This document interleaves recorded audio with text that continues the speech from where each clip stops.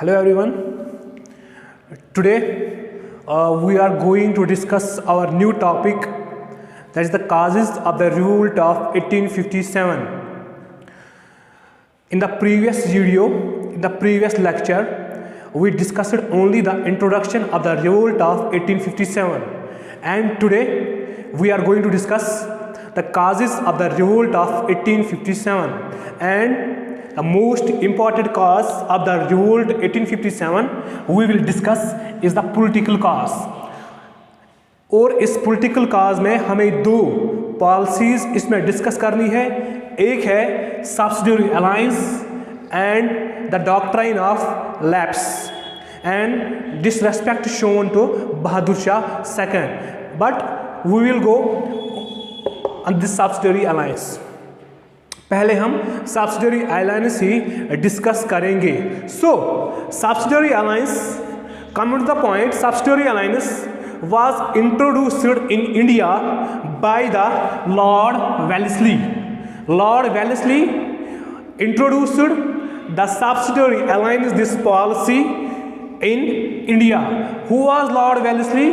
Lord Wellesley was the then Governor General of India from 1798 to 1805. This Lord Wellesley से पहले इस subsidiary alliance जो है इसकी टर्म सबसे पहले, इससे भी पहले वो फ्रेंच के गवर्नर थे जिनको हम डुप्लिकस कहते हैं. डुप्लिकस फर्स्ट, डुप्लिकस ने सबसे पहले इस टर्म को यूज किया सब्सिडियरी अलायंस, और उसके बाद ये सब्सिडियरी अलायंस लॉर्ड वेलेस्ली ने इंडिया में लाया. So now we will discuss what is subsidiary alliance. What actually is subsidiary alliance? So subsidiary alliance, it is basically a treaty. Subsidiary alliance, it is basically a treaty, and treaty, you know, treaty is a form of agreement. Treaty is a form of agreement between East India Company and the princely states. Actually क्या था, ये जो subsidiary alliance था ये भी एक agreement की तरह ही था. सब्सिडियरी अलायंस भी एक एग्रीमेंट की तरह ही था. और ये एग्रीमेंट हमेशा, आपको याद रखना है, एग्रीमेंट हमेशा दो पार्टीज के दरमियान होता है. यहां पर भी दो पार्टियां थी, एक थी British East India company and the second Indian princely states. So इनके दरमियान में ये एग्रीमेंट तय होता था. सो जो भी कोई स्टेट इस एग्रीमेंट को साइन करती थी, जो भी कोई स्टेट इस अलायंस में आती थी, जो भी कोई किंगडम इस किंगडम में आता, इस अलायंस में आता था, तो सबसे पहले उसकी सॉवरेनिटी, जो स्टेट की अपनी सॉवरेनिटी होती थी, वो उसको लूज करता था. The state loses their sovereignty by signing this subsidiary alliance. How state loses their sovereignty? अब हमें डिस्कस करना है स्टेट जो है वो कैसे अपनी सॉवरेनिटी लूज करती है. सो पहला जो एग्रीमेंट का पॉइंट था वो यही था कि एंड जो भी कोई स्टेट इस एग्रीमेंट को साइन करती है, इस अलायंस को साइन करती है, and Indian ruler entering in the alliance had to dissolve his own armed forces.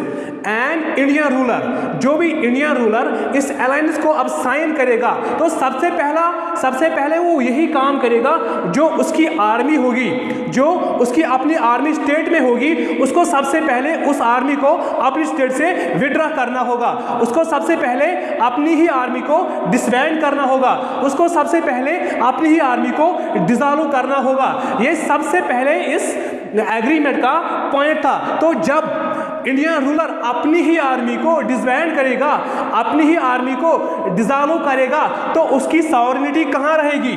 तो उसकी सॉवरेनिटी वहीं पर लूज होती है. ये तो ऐसे ही है कि जैसे वो कहावत है, सूना जंगल रात अंधेरी, सूना जंगल रात अंधेरी, काली बल्ली छाई है, सोने वालों जागते रहियो. अब यहाँ पर किनकी रखवाली है? अब यहाँ पर इन चोरों की रखवाली है, अब आपको जागते रहना है। सो पहले यही पॉइंट था कि आपको अपनी आर्मी ही डिसबैंड करनी है, आपको अपनी आर्मी ही डिसॉल्व करनी है। तो उससे क्या होता था, उससे आपकी सॉवरेनिटी खत्म होती थी। What do you mean by this sovereignty? Sovereignty एक सुप्रीम अथॉरिटी को हम कहते हैं। सॉवरेनिटी हमेशा आप याद रखो, हर किसी स्टेट के पास सॉवरेनिटी होती है। Without sovereignty A state will not exist. Without this sovereignty A state will not exist. State exist नहीं होगा, स्टेट तब तक नहीं बनेगा जब तक कि उसके पास ये एलिमेंट होगा, सॉवरेनिटी होगा। सॉवरेनिटी से सॉवरेनिटी से उसकी पावर बढ़ती है, वो लॉ बनाता है और उसी लॉ से फिर इसकी स्टेट आगे चलती है। जब उसकी सॉवरेनिटी ही ख़त्म हो जाती है, वो अपनी सॉवरेनिटी, अपनी सुप्रीम अथॉरिटी किनके हाथों में देता है? इन ब्रिटिशर्स आर्मी जो होती है इनके हाथों में, इनके हैंड्स में आता है। और ब्रिटिशर्स जो होते हैं वो और ब्रिटिशर्स की आर्मी जो है वो कहाँ से आई? वो तो ईस्ट इंडिया कंपनी से आई। तो इसका मतलब वो ये एक कंट्रोल है, एक कंट्रोल टाइप अलायंस ये था। एक कंट्रोल टाइप जो ब्रिटिशर्स थे वो चाहते थे कि हम कैसे इन स्टेट्स को, इंडियन स्टेट्स को, इंडियन जो प्रीवियसली स्टेट्स है उनको कैसे हम अपने कंट्रोल में लाए। ये सबसे पहला पॉइंट था।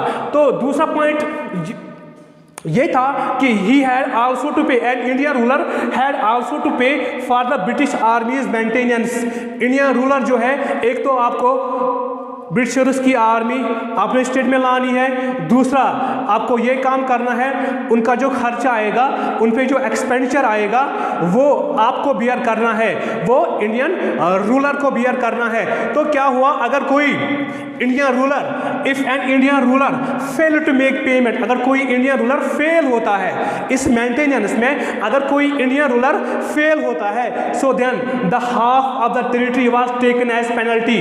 तो उसमें से क्या होता था, हाफ ऑफ द टेरिटरी जो होती थी वो as a penalty British East India company उस टाइम लेती थी। जैसे अवध में हुआ, नवाब ऑफ अवध इन 1801 में हुआ, उनसे क्या किया, Nawab of Awadh was forced, उनको फोर्स किया गया to give half of his territory. So उसके बाद जो हमें डिस्कस करना है, the British promised non interference in the internal affairs of the Indian state. Non interference in the internal affairs of the Indian states. इसके बाद in return, उसके बाद एक और पॉइंट यहाँ पर हम डिस्कस करेंगे। इन रिटर्न, जब आपकी आर्मी आपके स्टेट में आई तो आपको क्या मिला, आपको क्या फ़ायदा मिला, इंडियन रूलर्स को क्या फ़ायदा मिला? तो in return the British would protect the Indian state. British army आपकी स्टेट को प्रोटेक्ट करेंगे from any foreign attack, from जो भी फॉरेन अटैक होगा, जो भी कोई स्टेट आप पे अटैक करेगी या इंटरनल रिवोल्ट होगा, उस टाइम ब्रिटिश आर्मी आपकी हेल्प करेगी। तो उसके बाद after signing subsidiary alliance, ruler can not form an alliance with any other state. After signing subsidiary alliance, जो आपने जब ये सब्सिडियरी अलायंस साइन किया, अब आप किसी भी और स्टेट के साथ एग्रीमेंट नहीं कर सकते, कोई भी मायदा नहीं कर सकते। अगर आप चाहे कि हम उस स्टेट से वार करें तो आप नहीं कर सकते without the permission of the Britishers, without the permission of the British East India company. ये भी एक पॉइंट था। तो उसके बाद हम डिस्कस करेंगे और एक पॉइंट यहाँ पर हमें डिस्कस करना है, एन इंडियन रूलर, जो इंडियन रूलर होगा, he can not employ any other European expert. जो भी इंडियन रूलर होगा वो कोई यूरोपियन कंपनीज जो वहाँ पर है, आपको याद रखना है यूरोपियन कंपनीज वहाँ पर उस टाइम थी, सिर्फ वहाँ पर ईस्ट इंडिया कंपनी ही नहीं थी, उसके अलावा फ्रेंच ईस्ट इंडिया कंपनी भी वहाँ थी, उसके अलावा डच ईस्ट इंडिया कंपनी भी वहाँ थी, उसके अलावा पुर्तगीज ईस्ट इंडिया कंपनी भी वहाँ थी। तो जब आपने सब्सिडियरी अलायंस साइन किया तो आपने उनकी नौकरियों पे बैन लगा दी। अब आप उनमें से किसी भी एम्प्लॉय को अपने ऑफिस में नहीं रख सकते। तो क्या हुआ, these companies lost their credibility in the Indian states. in from this alliance, these states, these companies lost their credibility in the Indian states, in the Indian kingdoms, in the Indian British states, and by virtue of this subsidiary alliance, जो East India company है, they gain the credibility, they gain is the credibility of the Indian princely states, Indian princely states. So इसके बाद आपको M क्या थी इस subsidiary alliance का, अब हमें निचोड़ एम क्या था इसका। सो टू ब्रॉट, इसकी एम यही थी, to brought as many as states under the control of British, to brought as many as states under the control of British. इसकी एम यही थी, जितना भी हो सके उतना हमें इन स्टेट्स पे अपने कंट्रोल, हमें इन स्टेट्स को अपने कंट्रोल में लाना है।